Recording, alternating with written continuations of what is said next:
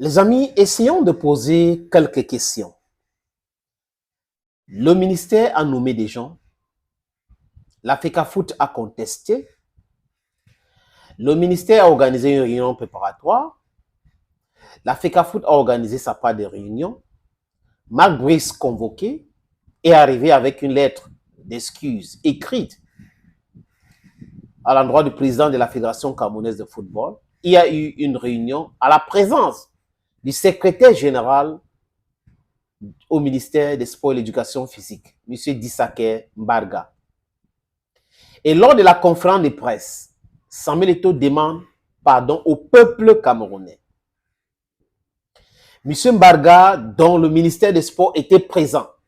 Après, il y a un communiqué final qui donne la liste des encadrements, de l'encadrement technique des Lions Indomptables. Tout va bien jusqu'à là. Personne ne conteste rien. La Fédération camerounaise de football envoie une correspondance au ministère des Sports pour la mise en disposition de Pagou et Tungu Pilet, de bonne et due forme. Pas de réponse. Regroupement de Lyon le 2, donc dimanche, on voit une scène drôle, une scène qui distille la honte. Deux staffs techniques pour une seule équipe nationale. Il y a un staff qui accueille les Lions ici, l'autre accompagne là-bas. Et les autres ont utilisé l'argent public avec les forces de l'ordre pour empêcher l'autre de tourner en rond.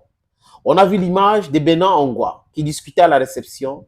J'ai travaillé avec vous ici des jours, des semaines, et j'ai réservé 40 chambres. Il veut payer, on refuse son paiement.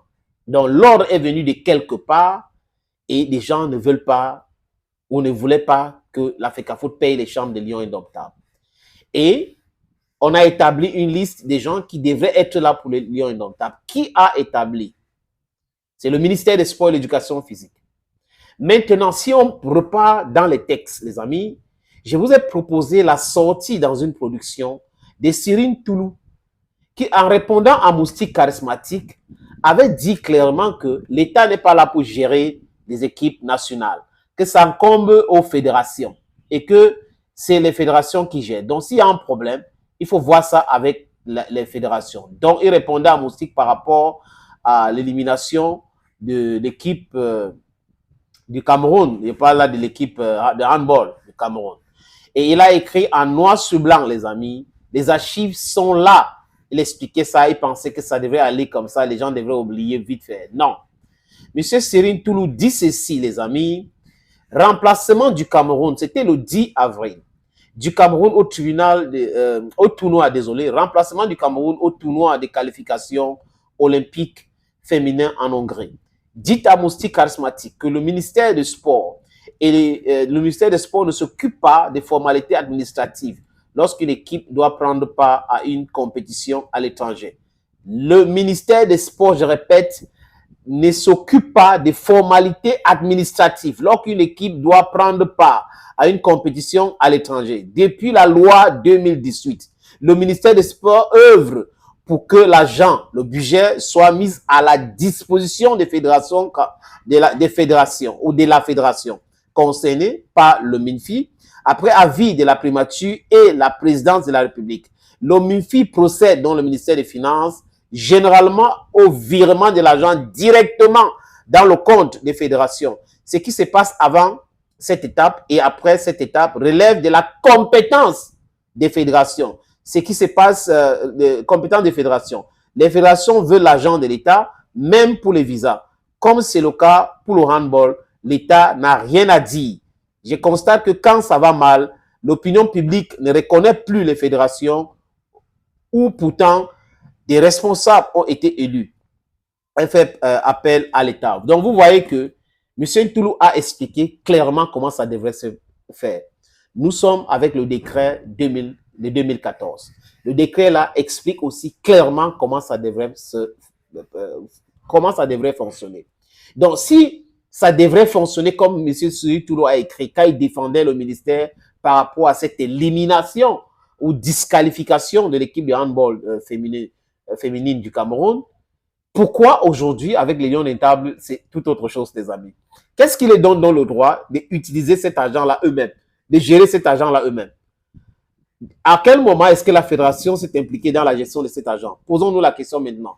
Ma question, c'est au niveau de Benjamin Banlok, qui est, selon le ministère des Sports, c'est lui qui est le coordinateur des équipes nationales.